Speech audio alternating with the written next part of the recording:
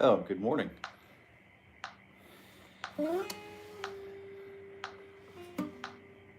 We're live this morning, and it's Monday morning, and we are running. Let's take a look. We are running on schedule almost today, and I hope you all had a wonderful weekend. Did you guys have a good weekend? I had a pretty good weekend. Marlon, Mr. Grubbs, great morning. Great morning to you. And we're just starting slow, you know, it's Monday morning stuff. And you know the vibe, the mission on Monday morning is to basically set the tone for the week. So I've got a lot of stuff to cover this week personally. So what I'd like to do is really use this as a good solid on-ramp, you know, week welcoming session. So glad you're joining me. I like to see the likes, boy, those really help. I do appreciate that. And I've been looking forward all weekend to getting back to this point, wondering a little bit about how we can continue to improve this morning experience. I know we're trying to keep it really simple and a good, simple, clean approach, but we also, I'm thinking about how I can keep it simple, but maybe improve it a little bit for the visual, you know, the visual content and then that kind of stuff. So it just is a little more engaging, you know, or we're in the moment. I think probably if we just keep focusing on that metronome. Is the metronome loud enough for you to hear out there? I'm tuning, and hopefully you're tuning along with me. Hopefully I'm not rushing too much. I don't want to rush you with the tuning, because the tuning process of the guitar is super important. You know, if you came here on Monday mornings or every morning with the guitar, you know, close to being in tune to standard, you know, A440, this would be a good spot, a good time for you to do what I'm doing and basically double check the instrument and triple check it.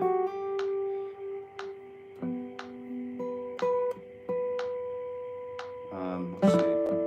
This guy's in tune.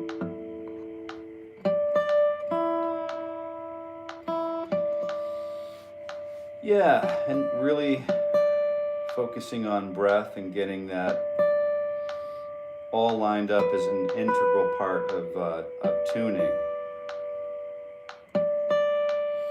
I feel like this morning my breath work could use an awful lot of attention.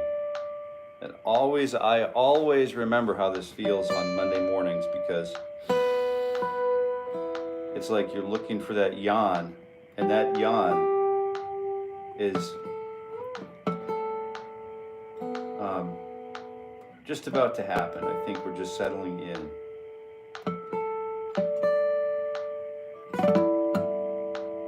Yeah, and let's double check with a few of our trusted chords.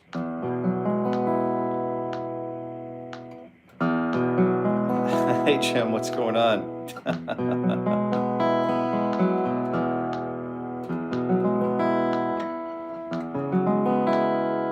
Just working through the tuning process just to confirm that all of these that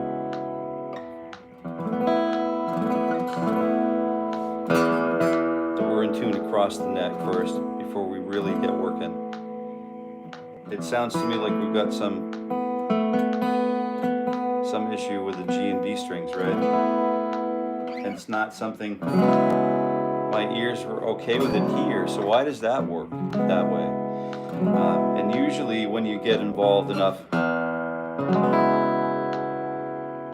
when you get really involved in tuning your guitar, sometimes you're looking for those little moments where the guitar strings are slightly out of tune, so we don't have an exact unison. And and then you can use your finger, you're like my index finger at this point, I realize is a little, the G string is a little flat. It's a little underneath the B string. So I can adjust my first finger. You can look at my first finger here if I move my middle finger out of the way. Can I do that? There we go. So I've got this, I'm just adjusting that index finger,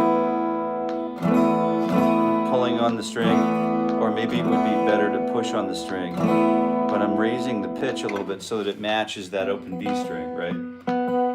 So I think the G string sounded like it was either low, it's a little flat, but I'm not sure it was that flat. Yeah, it sounds like the B string needs some work. I think maybe we just got it back.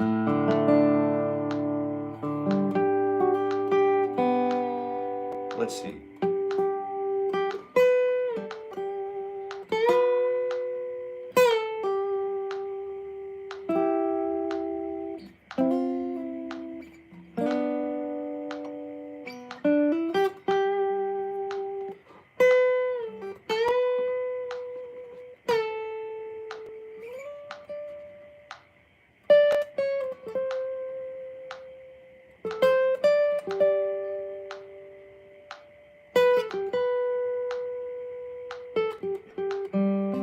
Still seems we're not quite there. Just bring that B string up a touch. We're almost ready. Don't hesitate to stick around because we're just about ready to get. Good morning, DTA1, Data 1. Music is food for the soul. Absolutely agree with that. Wholeheartedly. And I appreciate the sub for sure. And we'll definitely see you around. What you're engaging with here is a year-long event. So we're using 5 days a week. Yeah, this week we've got to, oh yeah, Steve Couch. Yeah, I actually, right, you probably can tell that I haven't broken my fast from last night yet.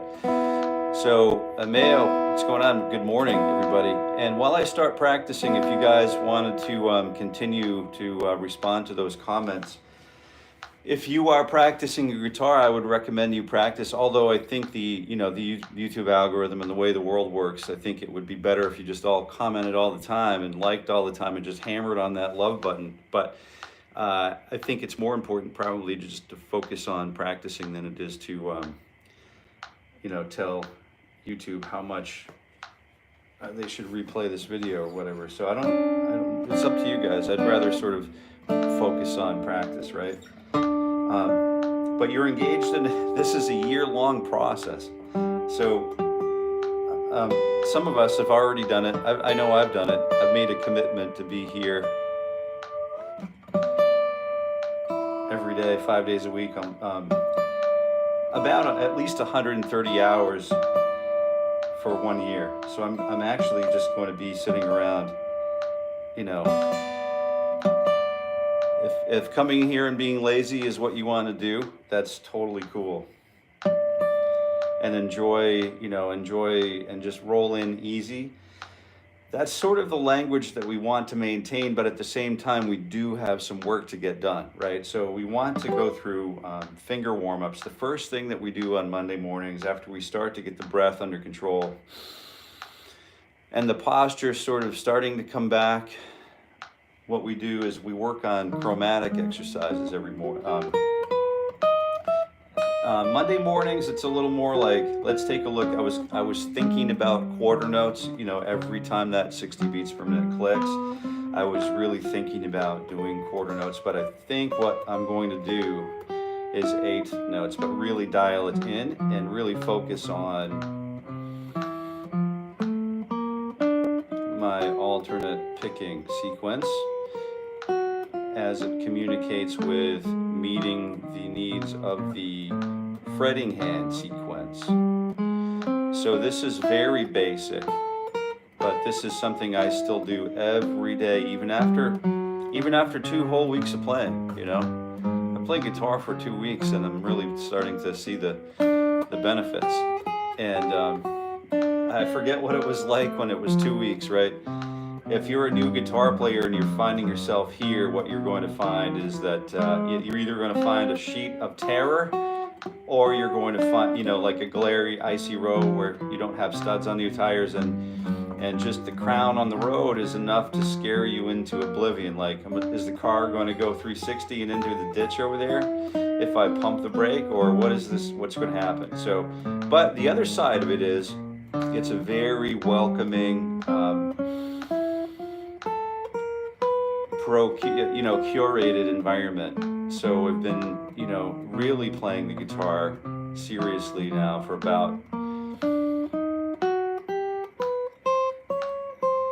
I guess I'm just starting now. And the first thing I want to do is not introduce any gaps in my, you know, the capabilities for each finger. Each finger is definitely valuable, and it's definitely, it's just definitely something you can't do without.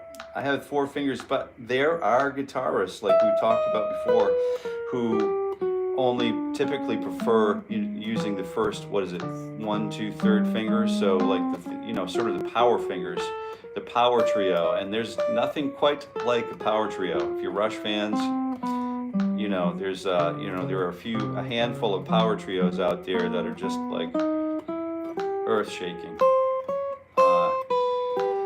But if you got 4 fingers, we could make it a quartet. We don't always have to use all the instrumentation in a quartet, do we? Unless you're you're the composer of the piece of music that you're arranging for the quartet, and you want them all to play all the time, then, you know, then it's something different. Then the 4th finger probably should be tuned up and ready to go, right? So we're still engaged in a healthy 8th note grid pattern warm-up sequence, and this sequence is just not to be overlooked. And that's why I do this. Like, I'm going to literally do this. I'm going to walk you through what I would do every day for 5 days a week for the next year. Can you imagine? I'm not really sure if this is a good idea or, you know, a really, really good idea, because I know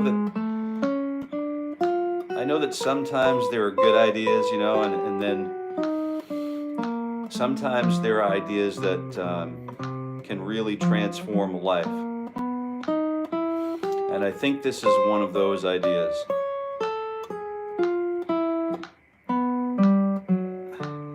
Trumpet Kid, are you a gangster? Yeah, I guess that depends on what your definition of gangster is.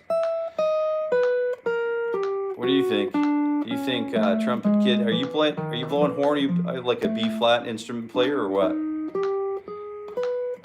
Are you muting strings with your pointer finger? Oh yeah, you can tell what's going on here, right? Yeah, I think that's, Marlon, that's a great point and very observant, and I appreciate that for sure, because you'll hear I don't have fingers when we get to fingers 1 and 2. I don't have any fingers to mute, you know, behind the 2 middle fingers. For example, I could use 1st finger to mute behind here. I could use any number of combination of fingers, you know, including fingers 1 and 2, to mute behind fingers 3 and 4.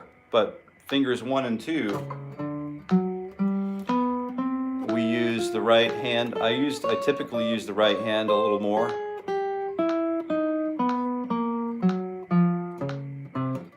Oh yeah, Obadiah, Tom. What kind of guitar is that? It's the 6-string kind, and it's manufactured. I'll show you the headstock in a minute. I've just got to get through this descending pattern. But it's a. Does anyone else have an answer for that? Has anyone else been around enough to know what kind of guitar this is? I know we've talked about it before, but I'm going to give you a second to see if someone else can answer that. But if they don't, then I'm happy to answer it. It's a really great, it's a workhorse, man. It's a workhorse. And that's, my right hand's getting a little out of control. Let me show you what I'm doing with my right hand, because you know what's going on with my left hand, my fretting hand. I'm sorry, I'm going to refer to my right hand as my picking hand, because your picking hand might be your left hand. There's a a chance that might be happening. So my fretting hand is still doing the crawling, and then the right hand is still doing the shaping of the tone. I'm really focusing on either down forward strokes, and then am I using my whole arm? Am I using my reverse stroke here? Am I using a parallel stroke? Or am I using a forward stroke or an upward stroke? All of that factors in. That's great. But what I'm going to do is, if I want to shape tone, I'm using my thumb and index finger more than I am using my. So let's say I wanted to do some speed stuff. That doesn't come from the elbow, really. That comes from a shorter. You think about trying to move the whole elbow and trying to get that arc becomes like a lot longer than if I had a pivot point. The point was right here on my wrist.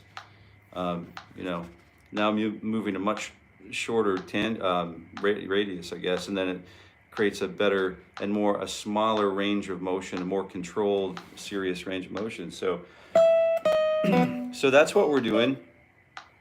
Let me just finish. I'm almost done with this. So this is the Martin DX2E guitar, and I don't have any sponsorship or anything like that. I just wanted to get a guitar. I mean, don't get me wrong. I would love it to be a situation where I could afford to sit here and do it because everyone was sending me their stuff.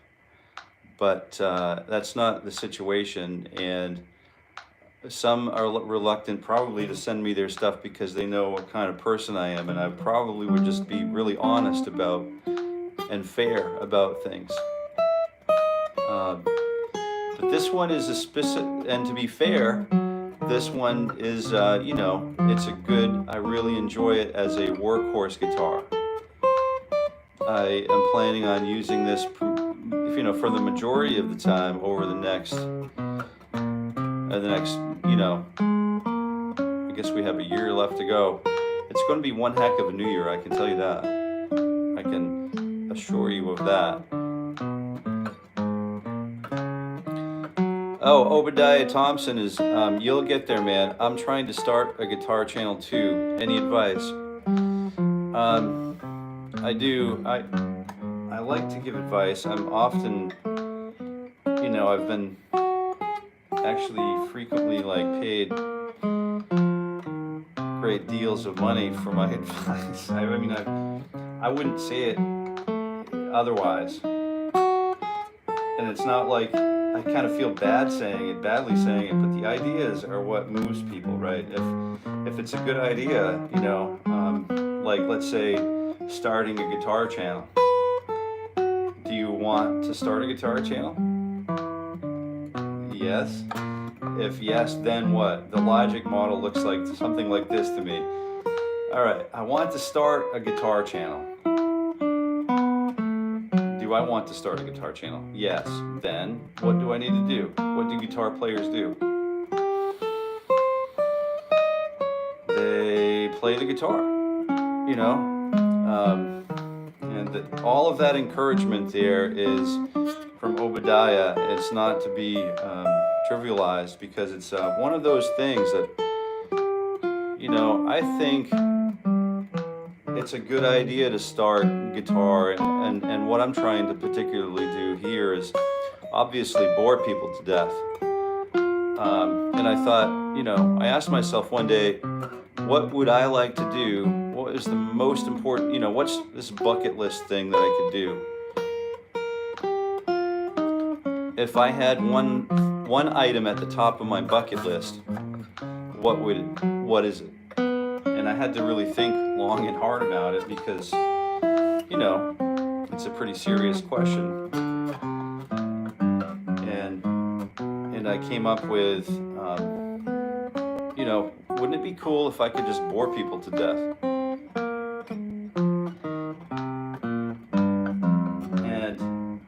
And I'm okay with it. And kind of have to become okay with it, because I'll tell you what, it's pretty terrifying to just do a live stream and have nobody there, right? Yeah, I don't know if any of us have experienced that, but it's, for me, I don't, take it or leave it. I'm going to do this anyway. So if people watch, I am going to be here, right, from, 7:30 a.m. Eastern Standard Time.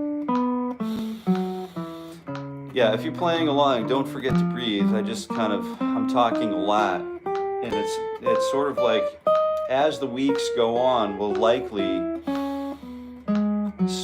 our practice routine will likely change, okay? So I have to talk about that a little bit, just because the breath was getting out of sequence, and I have to drop all of the other stuff until I can refocus on and reclaim the breathing pattern. Hey, 𝗬𝗿𝗍𝗍, yeah, it's great. I think the workhorse guitar is...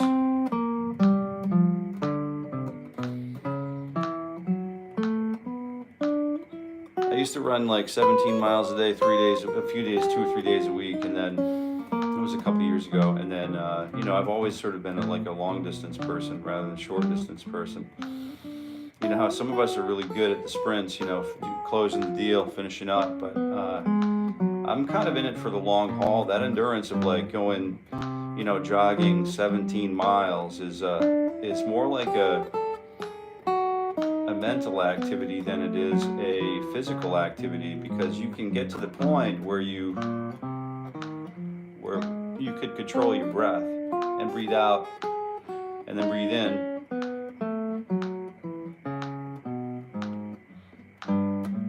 One descending cycle and breathe out for one ascending cycle. And that's probably a little fast for right now for me, so I'm still breathing out on the next descending cycle. Now I'm going to breathe in.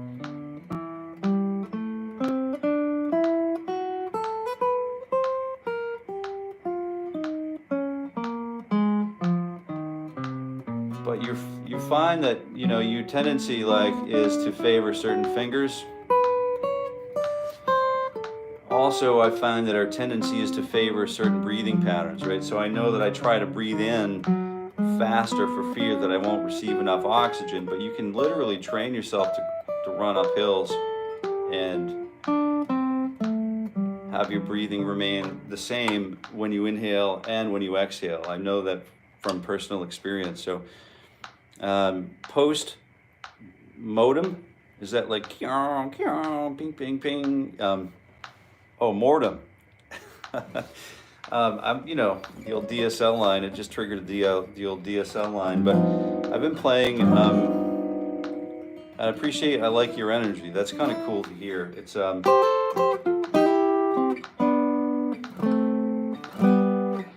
they say. You kind of you attract. We're all kind of like tribbing it out here, and we're all kind of, I'm assuming that a year from now, we're going to really have some clear definitions of what we're doing with the guitar, because we're here practicing the guitar. And we're not flashy, we're not doing, hey, look at me, geez, I can do this while, walking on two hands, chewing a piece of gum backwards. We're not really doing that kind of thing.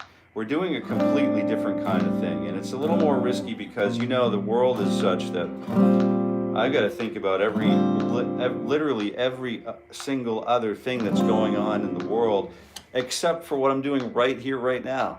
And it's and I want to try to mitigate that in my life, and through mitigating that in my life, I'm going to help to mitigate that through modeling, through my family. And then they and we, through the communities, will help to remind, ourselves daily, day to day. I know we'll forget it sometimes, but the first and most important thing is the interpersonal, neighborly sharing of and transferring, or folk transferring of knowledge. Susie says, hey, that casserole tastes great. Mary says, yeah, do you want the recipe? It's an old family recipe, and I'd love to share it with you. I mean, that's kind of what's going on here, I think. I've been playing the guitar for probably, as long as, you know, you guys have been playing guitar for some time, right? I don't know. Let me think about that. That's a good question. So I'm also engaged in a really, really popular series, wildly popular. Some are really loving it. I'm using Ted Green's book, Chord Chemistry. I've got to use some more focus because I'm stretching my fingers because of this particular book. I want to be ready, like show ready, you know. You spritz the show sheen on your horse before you take it out, and you kind of like get it all nice and like bulletproof. Looks like a piece of glass, the fur, right, or the hair. That's what I really want to do, but I also understand that I'm human, and probably, you know, likely most of the viewers or many of the viewers, not all of my viewers are bots, which is kind of cool. And so I assume that, you know, we all want similar things. If I'm thinking it where I am, I know someone else is thinking it somewhere else, right? So that's just the mechanical part of what the reality is of being a guitar player. So I want to just keep overstretching my third and fourth fingers without providing you know, I don't obviously want to injure my left hand, so you can see that I'm toggling back and forth to help train that distance, right? I'm trying to improve that by at least, it looks like I need to improve that by at least 25-30%, so that fourth finger can stretch to fret from third finger to fret 4 in open or first position. Well, we'll call it -1 position, right? Or open position. That's really going to be helpful. This kind of finger stretching is helpful if you are following along, or if you intend to follow along. There's a playlist set up and a podcast set for chord chemistry. And chord chemistry is just a really deep journey that we can take at our own speed, our own method, our own input. We can totally do this on our own, right? That's the whole thing about this book. And it's just a cluster, but the first time we look at it, it's really something that is potentially overwhelming. So I'm literally walking page by page, word by word, you know, chord by chord through that whole book. And now, before I get too far involved in true alchemy, Alexander Stoner, man, Art in 4D, are you, I'll check out your channel. Jack Rigga, good day to you. Have you ever played All of Me on guitar with all that consistent dynamics changing? Oh yeah, wow, what a great, absolutely.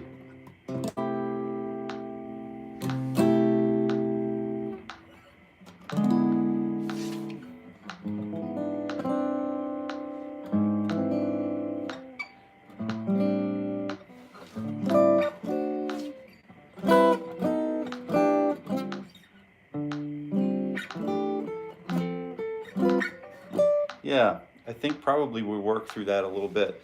It's a wonderful tune. It's just such a great song to play. I meant the special language of the universe.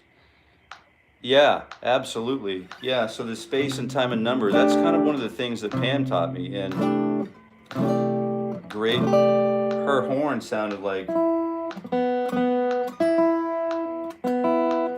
just gotta double check tuning. Her horn sounded like the voice of an angel, right? And she was talking about how the Greeks used to look at, I think, I never fully like researched this, so if anybody knows anything about this, but we're commenting on Alexander's comment, meaning the special language of the universe. The Greeks used to talk about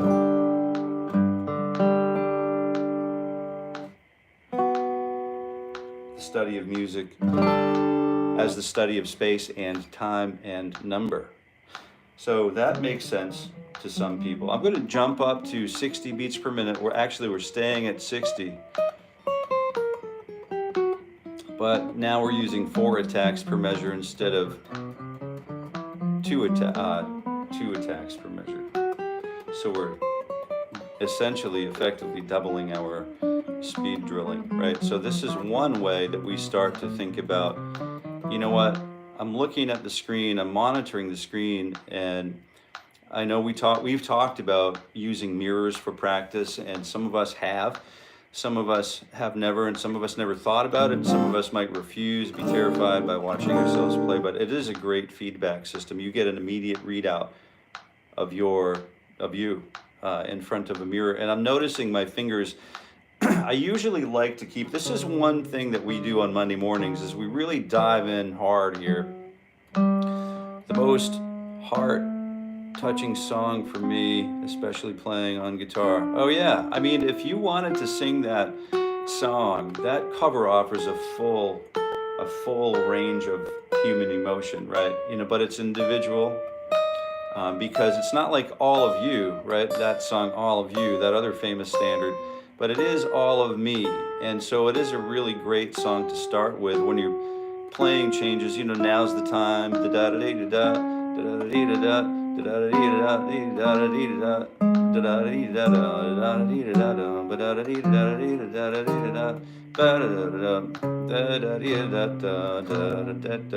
it's hard to sing one song in one tempo and play some mechanical, technical things in another tempo. So for me, that was probably poorly done and done in poor taste, but you get the idea. So you know, once you get to the point where you're playing chord changes and you can work on some melody, that's a great song to internalize, for sure. You could spend, and you'll spend a lifetime playing it, for sure, right? Jack, you understand how that would work, right? Beautifully painted guitar, my dude. Looks like a Martin headstock. Is it one? It is, Alex. A great commentary. You hit it, man. It's I like the shape of the guitar too. The shape of the guitar, like literally the shape of the guitar is like the Adirondack, one of my Conley Adirondacks. It's you know, that Appalachian sort of D shape, and it's just got a sporty little frame, and I can't say bad things about it. You know, I really try. You know me, if you've been hanging out with me long enough, I don't hesitate to tell you when something is awesomely bad. It's you know, because I figured I want to hear that. You know, if what I'm doing is awesomely bad, I mean, if someone else thinks what I'm doing is awesomely bad, I don't mind hearing about it. Some of us are sensitive about that stuff, but I don't. You know, I've lived long enough to know that I just take it or leave it. But I started over with quarter notes because I noticed that my picking hand wanted to play all upstrokes and go through at least that cycle one time, and that would give me the second that I needed to observe my fretting hand, because you can see my fretting hand is coming way off the fretboard, right? And it's almost like, you know, what are we doing? We're not like Ringling Brothers, you know what I mean? It's like, that's totally not a technique I don't need to introduce space. As a matter of fact, the more space I introduce, the greater the margin for error is making it to the next play. Oh, successfully. You can see my finger is a little jumpy, so let's see what a little breathing can do. I'm going to be quiet for a minute and see if I can get this under control with a little breath, you know, a little breath work, right?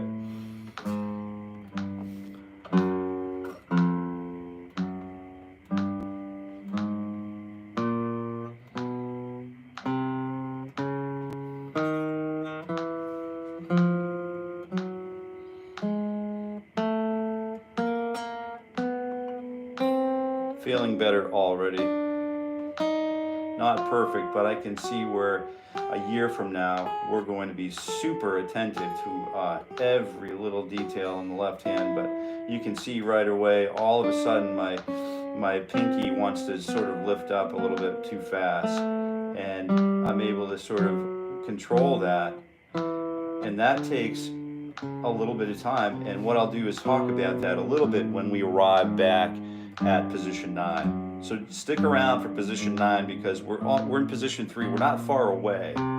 We have plenty of things. We have plenty of material to cover before we start talking about why that fourth finger is indeed jumpy or reluctant to release its hold on the previous string as we descend this simple pattern.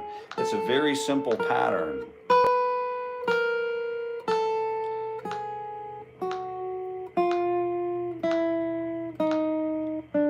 Yeah, feelings, yeah, that's good. Yeah, of course.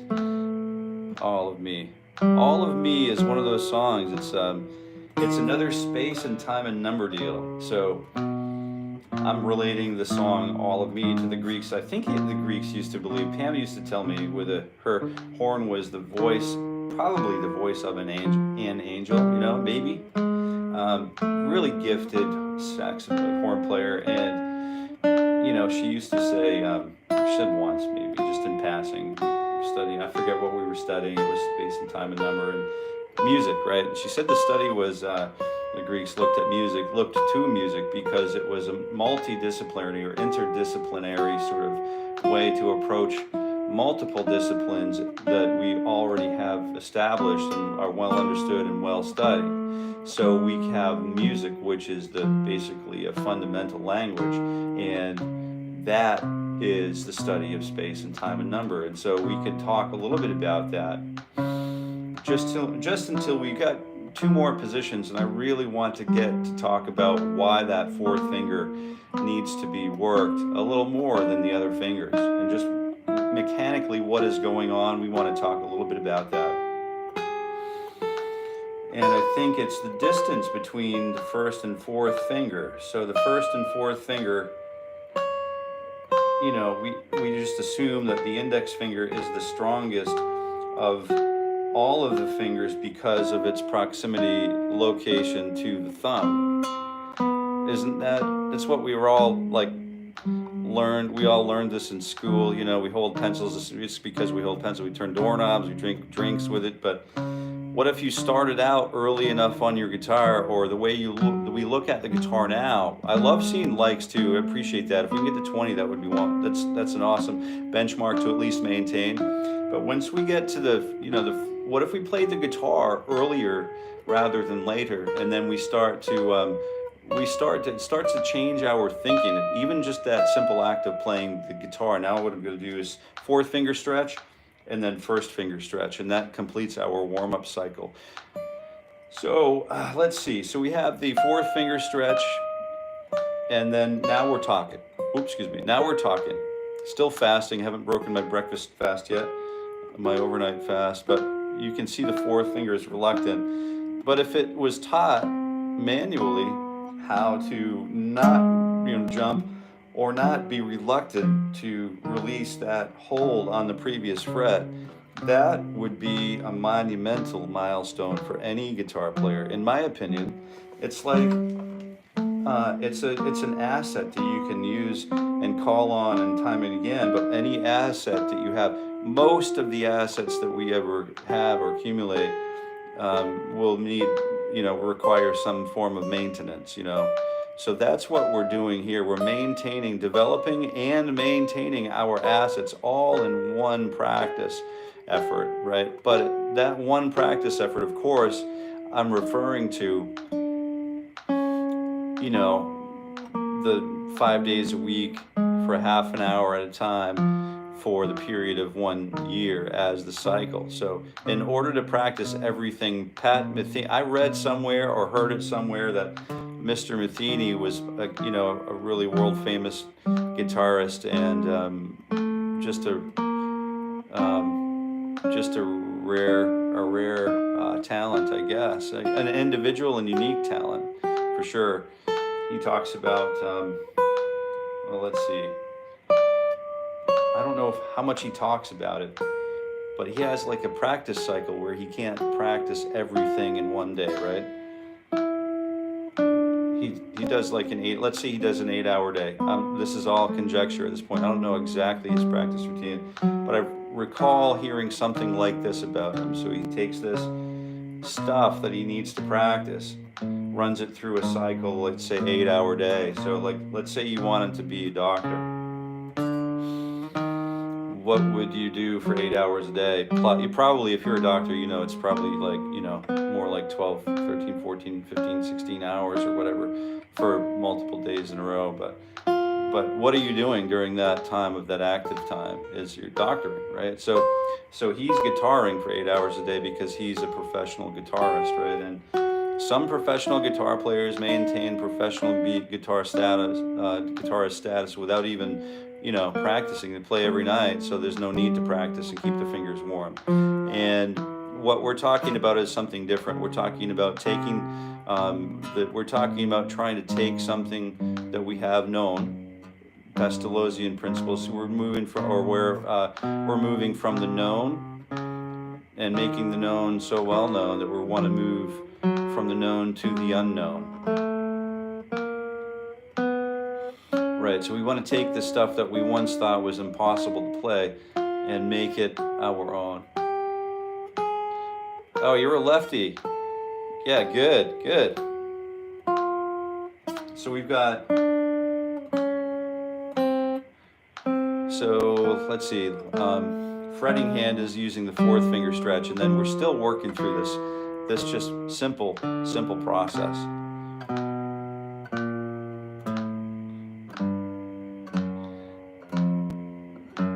Oh, I see. Yeah, all right, Jack's got a name for it, right?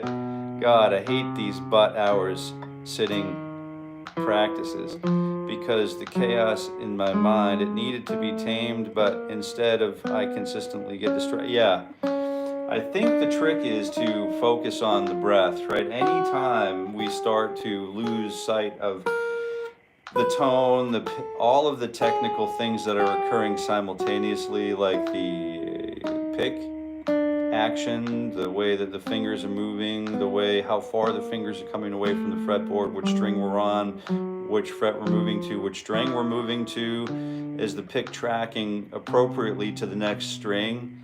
Is my fourth finger still stretching while I thought it was supposed to be stretching? No? Well, I better correct it. All of those things can be controlled by maintaining breath, is what I'm told. This is what I've been told. Practicing effortlessly, practicing effortlessly. There's a wonderful book you might like. I'll put a link of, you know, up on my YouTube comment community tab or whatever you call it. You might like it. Kenny Werner, Effortless Practicing. And let's see. So yeah, breathing is a big part of that for me. I do a lot of talking because I want to accommodate at least a little bit of continuity for you. If you're hanging out here with me this morning, I just want to be there. I know you could probably sit through this, but if I model that it's okay to talk, as long as we're cognizant of maintaining breath,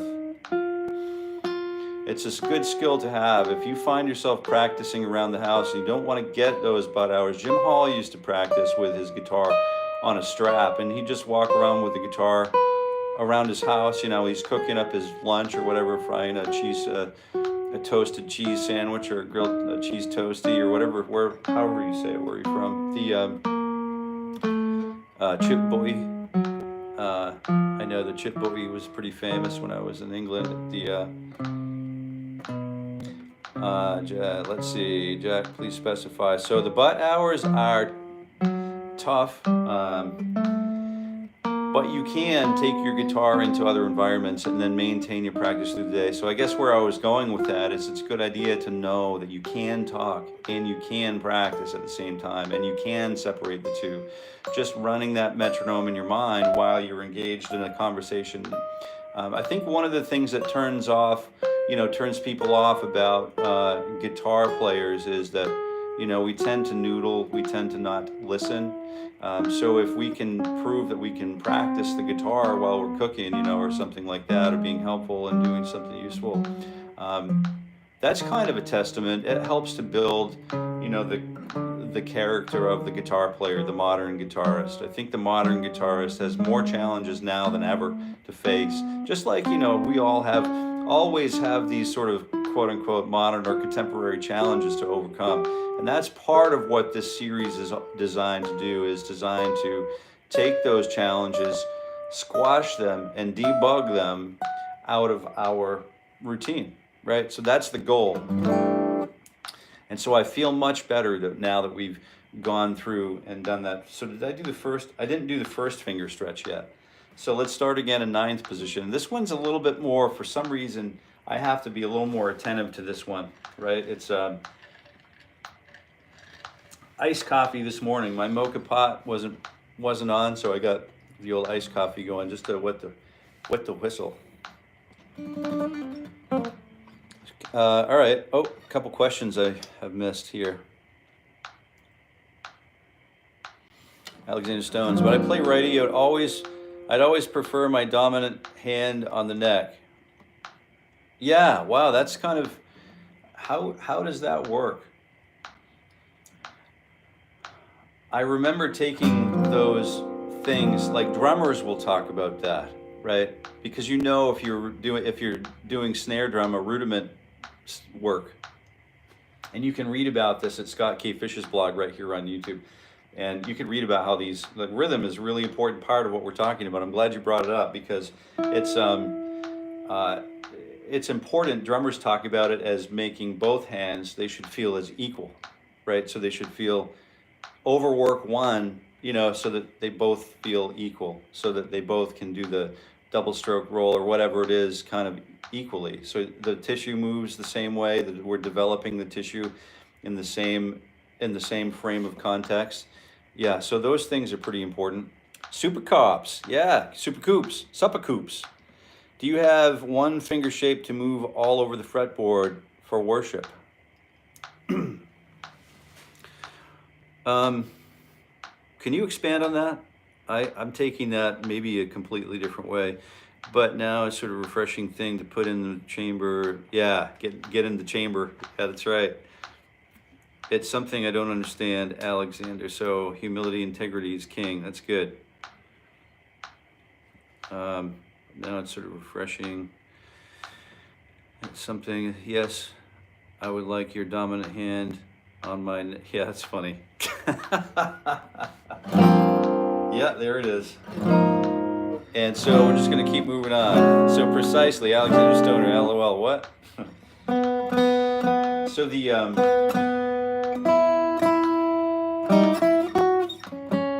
I've got to do these still too. So it's let's just get beyond this, and maybe we could start something to work on for the week, or at least take for tomorrow. Oh, I need to tell you tomorrow I have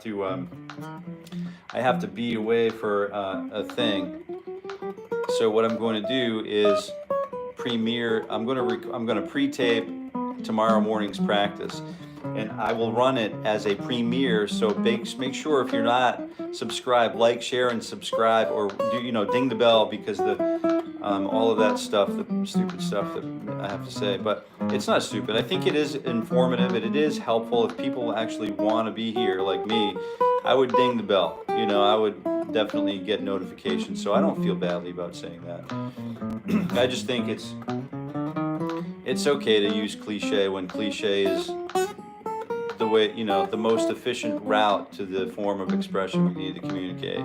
That's what I think. All right, so clean routes. And just so if you ding the bell, you'll have a clean route to tomorrow morning's premiere it's going to premiere at 7:30. I will be watching, but I will be traveling, and I won't necessarily be able to, if you're commenting tomorrow, I won't necessarily be able to comment, but I'll likely be watching,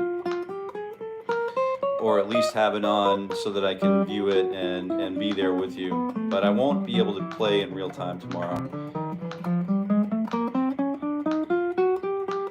But you can all help moderate the comments tomorrow as it goes, as it proceeds. I think a couple of us are here, you could do that. Let's see. The continuity of your ability and articulation of speech along with these exercises is much harder than they sound. You're a disciplined player, my man. Oh, Alexander Stoner, you have no idea how much that means to me, because it's that discipline that separates us, I think. And it's the ability that discipline that we're talking about is the ability to succeed in this environment, where it's, you know, potentially so unhealthfully competitive, right? And I say that because I think, you know, when I was accepted into Berklee music, I ended up not going. The dropout rate was something like 700% or whatever, I don't know, 70% or whatever it was after the first year, I think. So I thought, this is going to be intimidating for me, you know, coming from my background. So did some other things, showed up early, was the first one in the program, showed up early at another place, another great place. I'm going to do these, continue these warm-ups, major scales through cycle 4, okay? And if you know what I mean, you can follow along or watch. But the first thing was to get from the chord to the scale to the chord again, right? So the first thing was to start. I found that it didn't matter where I started, but it mattered what I did where I was. So, and then I became, you know, after a couple of years, I became kind of recognized, and then became sort of an ambassador, musical sort of ambassador or something. I don't know exactly what it was, but it was some kind of opportunity. But it was good because I just started. I was there the first before anybody turned the lights on. Then I would hear a horn player, one of the professors, come in, and then really he used to play with some, you know, some pretty. Maybe didn't appreciate him as much as I could have when I had the chance, you know. But he would blow long horns and long tones, and while I was practicing, and he'd play, you know, cyclical. You know how some horn players get that cyclical breathing going on, where you breathe in through your nose, your embouchure is controlled, and then you just keep blowing out tones. So this is like exactly the same thing he was doing every morning, was his cyclical sequencing, and I'm thinking, man, this is really cool because someone else is here early as well. And it was a professor, and that was a great thing for a student to be, you know, shown that someone else there that was teaching the students was there early doing it, actually living the life that they were professing, okay? That, to me, was life-changing. Just being there, the simple act of being there and doing the thing. You think about that. So we're starting with, let's see, E flat major. So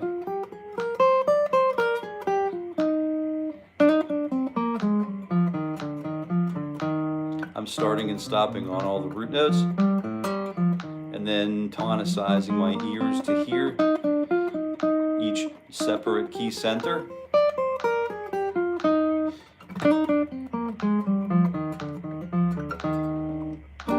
And then A flat major.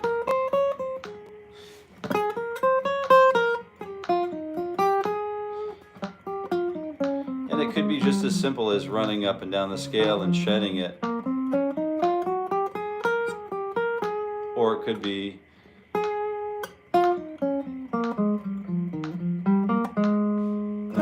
something musical, right? So I want to try to find ways to make my practice sessions, you know, sort of a musical experience. So now we're moved to D flat major 7. We're going around. How do I know it's D flat and not C sharp? Well, I'm using cycle 4. So as we go cycle 4, reverse around the cycle of fifths, we go in, you know, we go into the flat sequence, right? So the flat sequence. Good morning. Let's see.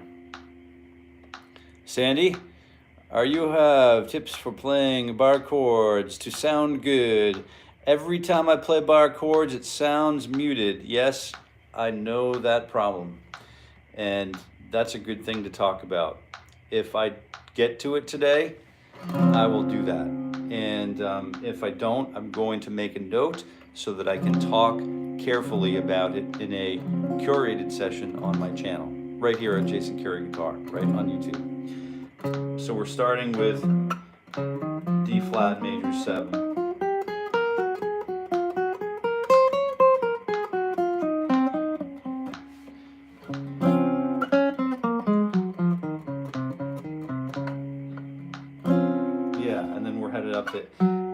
flat major 7.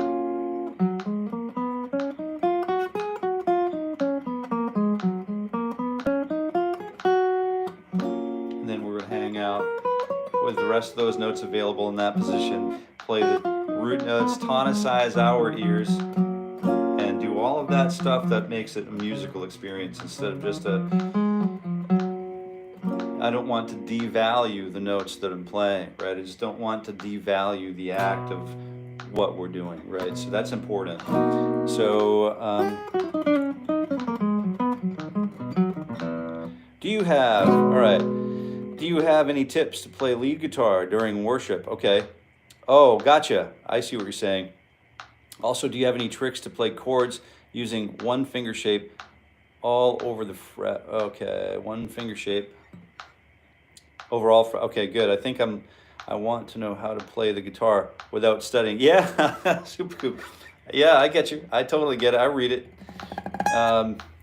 Ambassador, that's the name of some good project.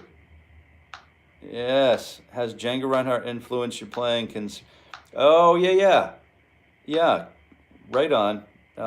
Your intention, C sharp minor, is the best key for guitar. Oh, got it. Okay. Yeah. Let's take a look. Oh, C sharp minor, right? All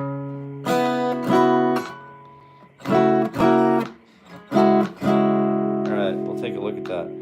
Inverted chords are so helpful. Good. Don't we? Yeah.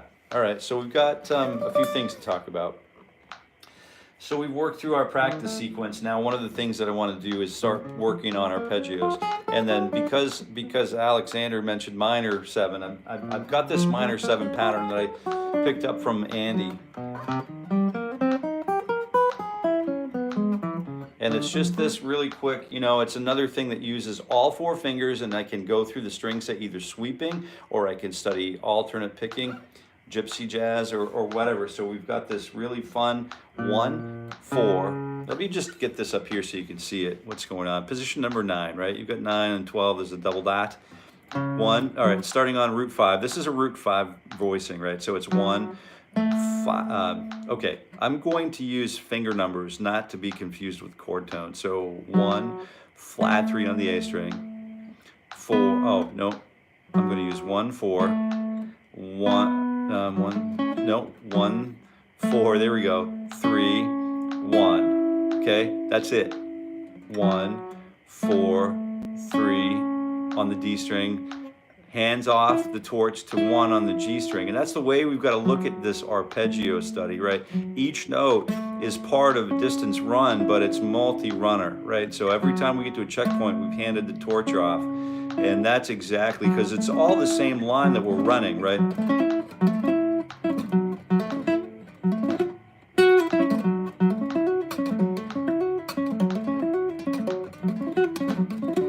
So we can have fun with that, but I like to articulate it with alternate picking in a warm-up environment. 1, 4, 3, 1, 1, and then that would be the octave of where we start from. And then 1, second finger on B string, finger 1 on the high E string on fret 7, and then finger 4 can reach up to grab that flatted 7th on fret 12. So it'd be 1. The chord tones now, we're talking something completely different, right? It's chord tones. So this is 1, flat 3, 5, flat 7, 1, flat 3, 5, flat 7. And then you could grab 1, but then it takes you out of position. And it blows the context of what we're actually trying to accomplish here. So what I'm trying to accomplish still kind of weaning myself off of the guitar warm-up cycle for the Monday morning cycle, which is typically a little bit more involved, a little more breath-oriented, we're digging a little deeper, right? So I'm not ready to give up on the, finger programming for Monday just yet, and getting there. We're ready to wrap it up any moment, but we've got finger 1, 4, down, up, down, up, down, up, down, up, and then we kick it up a half step.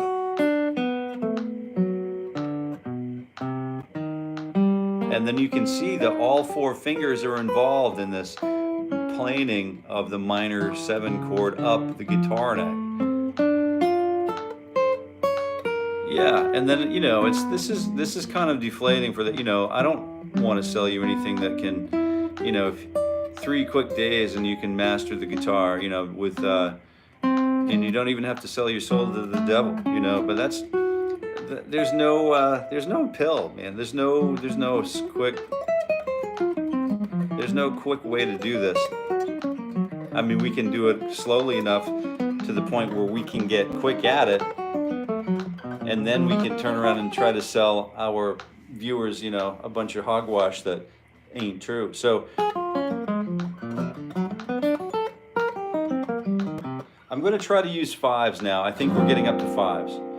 Here we go. Instead of 4 tacks per beat, I'm going to try to use this, which is typically a binary format. So it's 1, 2, 3, 4, 1, 2, 3, 4, 1, 2, 3, 4, 1, 2, 3, 4, 1, 2, 3, 4, 1, 2, 3, 4, 1, 2, 3, 4, 1, 2, 3, 4. Now what I'm going to try to do is take those 2-note groupings here with the left hand and then sequence them up and down the guitar neck while jumping through 𝗵𝗿, standing on nothing but one tip of my index finger, okay? All right, so here we go. So it's, oh, I've got to just adjust the 5s. A little faster. Hey, we're at 21 likes. Thank you so much. Yeah, we did it. Yeah, we're always trying to get to the benchmark of 20 likes. If we can double that at some point in the future, that's great. The whole point isn't to get like a whole bunch of people here to just kind of overflow everything, but we definitely are growing, and as we do grow, the people who come back can help me moderate some of these comments, because as we walk through, I might miss some while I'm engaged in illustrating a point. So don't hesitate, because there are some really great guitar players and well-experienced guitarists who are they themselves starting their own channels, guitar channels right here on YouTube. We're all answering questions, and it's a great place to be. So let's just take a quick look at what happens. 1, 2, 1, 2, 3, and hopefully I don't fail at this. So it's going to take a little control here. Let me just dial in the 5s.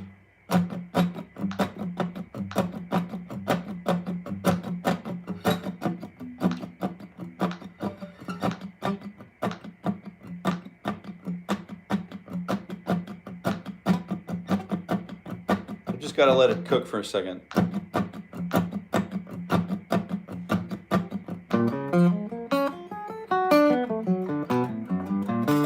Oh, I don't want to go below the root 5.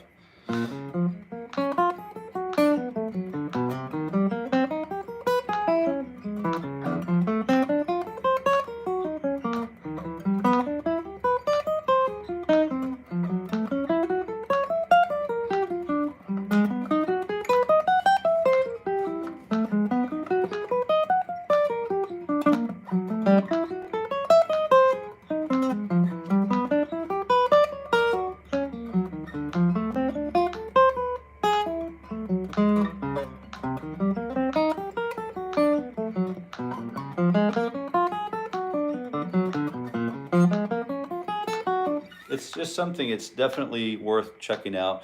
5s are just wonderfully useful for one finger shape to create chords all over the fret. So to play for during worship, you know, one of the things that hits me is like I can move the 1 chord around. So it's the open A string, right? The open A, this one, and then, you know, it's fret 2 on the 2 middle strings. If I play with the 3rd and 4th fingers, right, I get this really cool power chord shape. But then if I play the open B string above it, then I have the sus2 sound. Right, I know that's an A sus2, so all I need to do, I need to know the root notes of the chords, right? So I have to know the names of the notes on the fretboard, so that I know when I move that shape up to fret 7, it's an E sus2.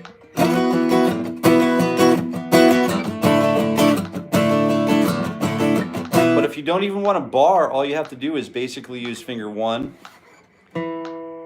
finger 3, finger 4 on the A, D, and G strings, and then use the open B and open high E strings, right? You can even use, my guitar's a little out now. I guess I need to do some adjustment, but you get the idea.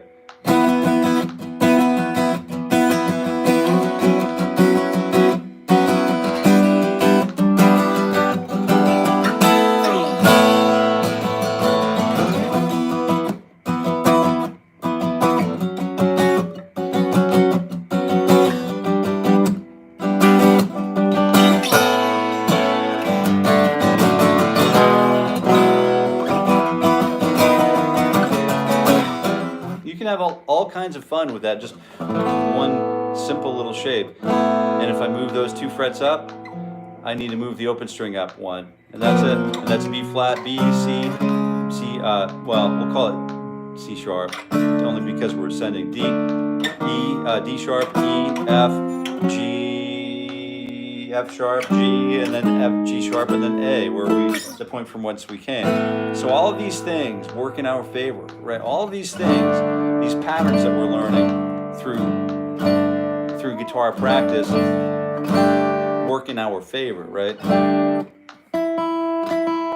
All right, a couple more questions. I'm going to let you get moving, gang, but it is a Martin DX2E that I'm playing today. I'll link you to my community tab if you're interested in checking one out. Definitely helps you, helps the channel, for sure. Can you show these exercises help with Curtis Mayfield? Oh yeah, all right. Good question, Marlon. All right, I'm hearing that. That's going to stick around the channel. That's going to be one of those themes that recurs, for sure. Are you, some tips for playing bar chords, scales?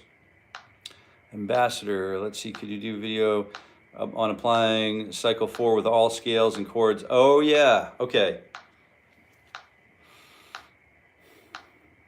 That's what we're talking about. Okay, that's exactly where we're headed, right? So each major scale that we're talking about has 7 modes, right? And each chord that we're talking, and it has 7 modes, and all of those modes, we all have different positions to play each one, like 7 different positions in each scale on the guitar, of each mode, of each chord, of each blah blah blah.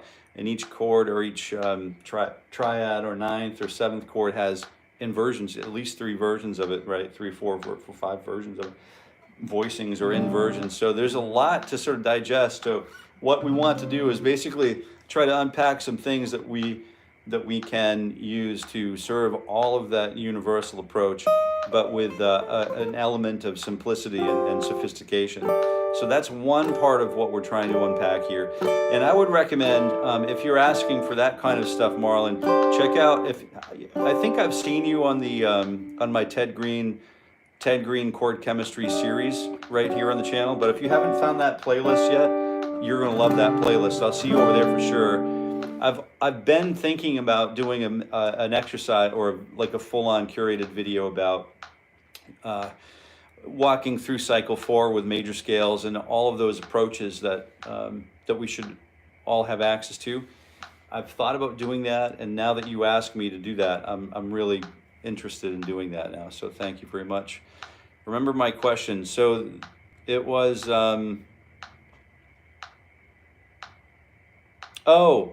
tips for lead guitar playing. So the one that I would use for lead guitar playing is I wouldn't, if you were using this for worship, the one scale that I would recommend that you practice immediately is the minor pentatonic shape, and that's starting on position, let's use E. So we have the 12th fret, 15th, so it's real simple, 1 4 1 3 1 3 1 3 1 4 1 4, or 1 3 1 3 on the top, or 12 15 12 14 12 14 12 14 12 15 12 15. So it's 12 15 down here, top 2 strings, everything else is 12 14.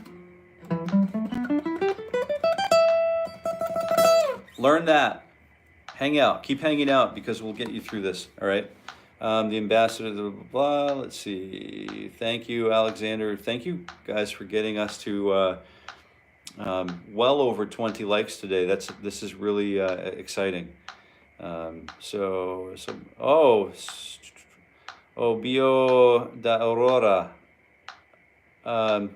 𝗪𝗏𝗧. You know, I'm trying to understand.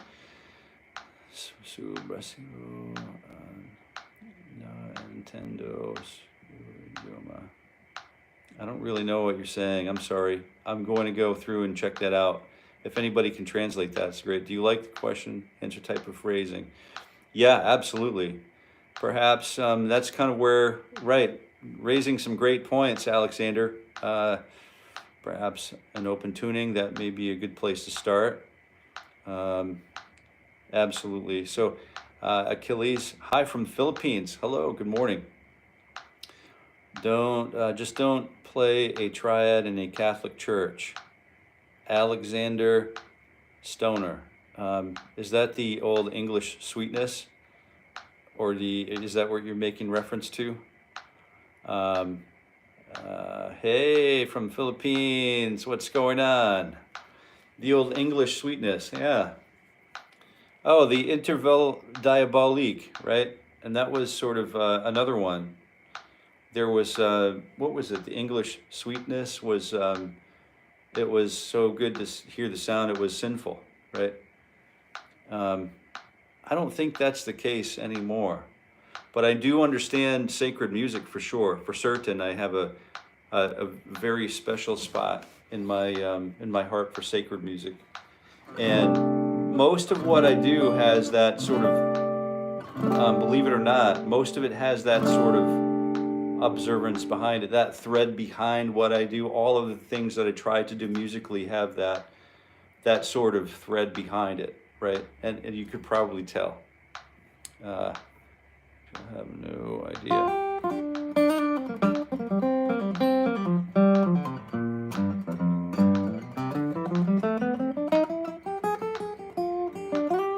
So I think we're good. I think we're good for today. I feel like warmed up. How do you guys feel warmed up? You feeling it? You feel like you're ready to get on with the day? Yeah? Oh, I'm a beginner, and what do you have for advice? Okay, for a beginner. I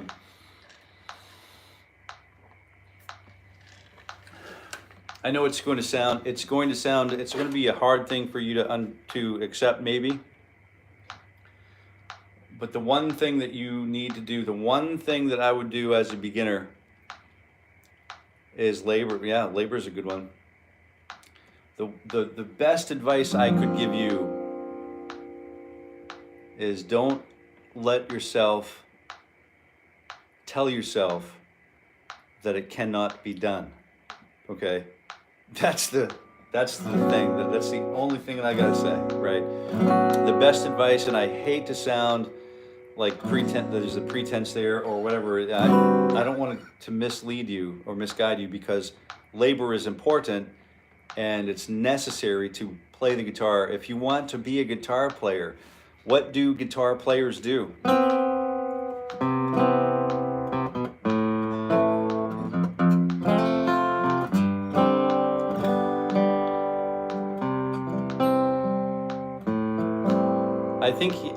I think guitar players play guitar. So just make sure you show up here. It's free in the mornings. Achilles, I'm not going to be here tomorrow morning because I do have to travel tomorrow morning, but I will be back live. I'm doing this every day, 5 days a week for one whole year. So from 7:30 a.m. Eastern Standard Time for a half an hour. We're like way over today, and it's not my intention to keep you extra time.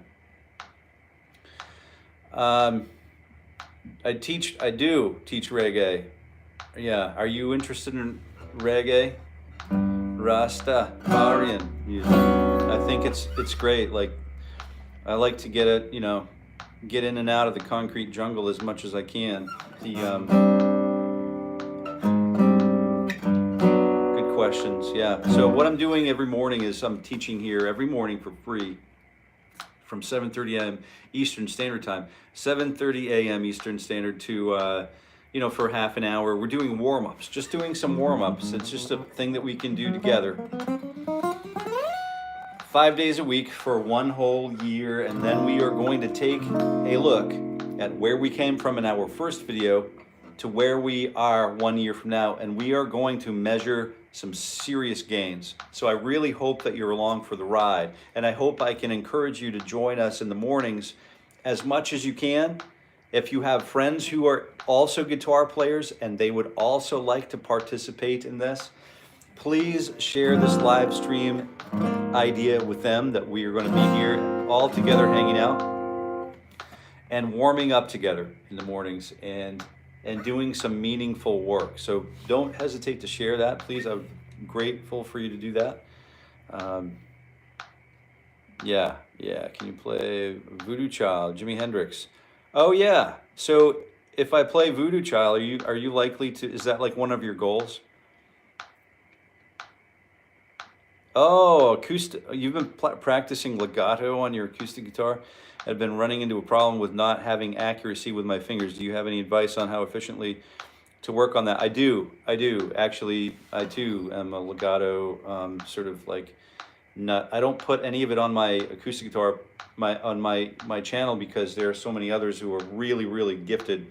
But I think the idea is, all of what I'm doing is do the same thing that you're after. In these morning routines, calm boy, I have, calm boy, I do appreciate you asking that, because we are talking, that's exactly what we're covering, is giving our fingers the basic fundamental techniques that they need in order to perform at very super high levels and maximize the potential that we can reach in our own guitar lives. What we want to try to do is introduce a small, reduces margin for error and increase margins for success. So that's what we're doing. I would encourage you, if I had anything I could do in the scope of this, because I'm wrapping up this live session at the moment, if I had anything that I could do to encourage you, I would encourage you to be at several of these or all of these. Tomorrow morning I'm not here, but I am pre-recording something, so go ahead and like my channel, subscribe to the channel, and go ahead and give it a ding, right? Ding the bell, because tomorrow morning, even though I'm not here, I'll pre-record a session for us tomorrow. Tomorrow morning there will be premiering at 7:30 Eastern Standard Time, so that it's premiering, so that way it's live and we can all be talking. I'll be watching remotely while I'm traveling. I won't necessarily be, I may be able to comment and respond, but there are enough great guitar players that show up in the comments that we can all continue to move along forward, okay? So don't hesitate to walk through that all with me tomorrow morning, okay? It'll premiere at 7:30 a.m. Eastern Standard Time. And all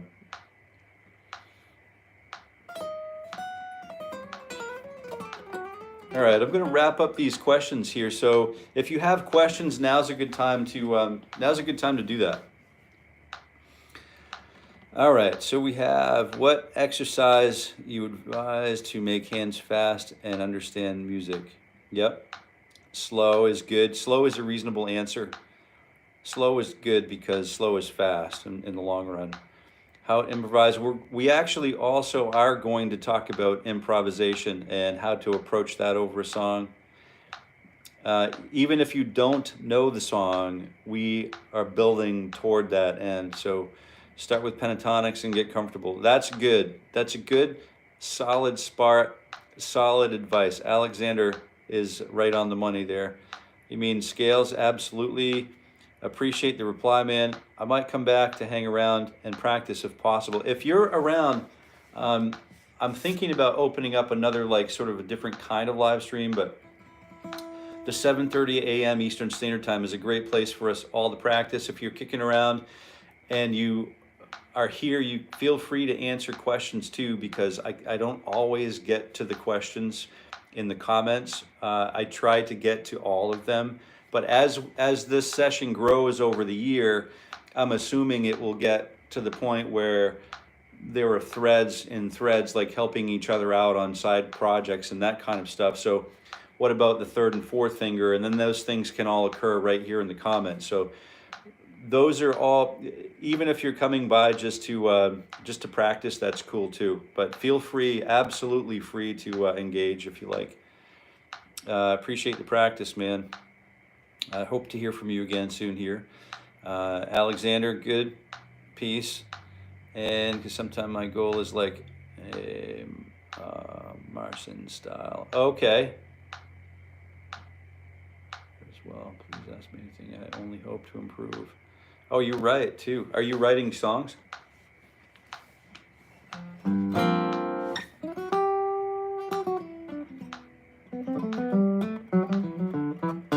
Oh, what kind? Do you have a specific genre that you work in, or you sort of?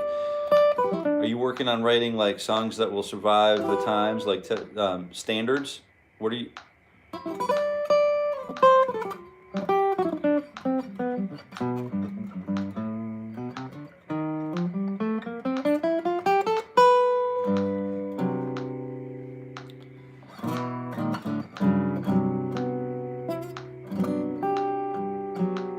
Awesome. Any genre, any particular genres that you prefer to write in?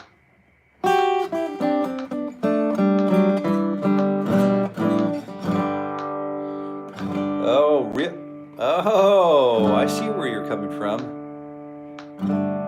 Wow, is that Danny Gatton and many less known beat art? Oh, like DJ Shadow. Are you familiar with DJ Shadow?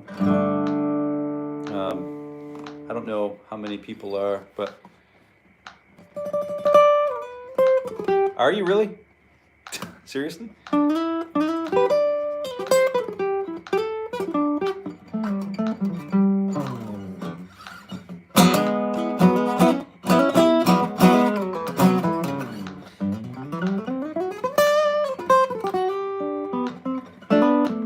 I feel like I'm sufficiently awake for a Monday morning now. I really appreciate you guys hanging out.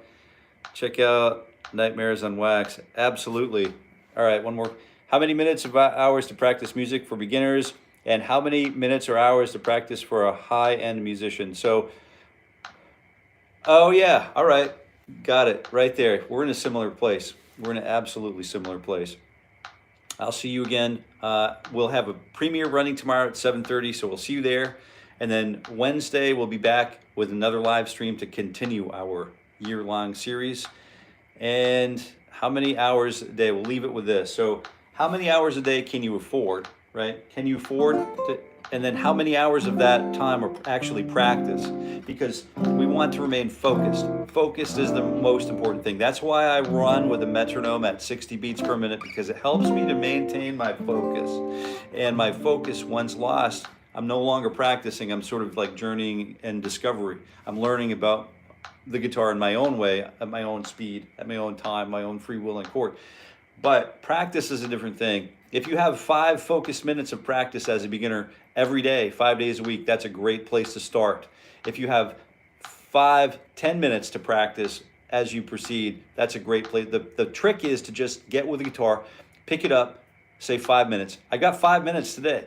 Tomorrow, well, I don't have 5 minutes today. I'm going to practice 30 minutes because I want to do a lot of practice and I want to get good quick. But then one day I don't have 30 minutes today, so I'll just practice for an hour tomorrow, right? What makes you think if you didn't have 30 minutes today, you're going to practice for an hour tomorrow? What makes you think that, right? Those things, we're trying to dissolve those fantasies that if I know all I have to do is sit with the guitar for 5 minutes, I know I have 5 minutes. I can make 5 minutes any time of day, right? I can do it, and I make sure I do it. The trick is, when I sit down with a guitar for 5 minutes, it's usually an hour, right? Or 3 hours or 4 hours or whatever. But it usually, once I get here, I'm like, oh yeah, that's right. I love this, and I want to spend time doing this.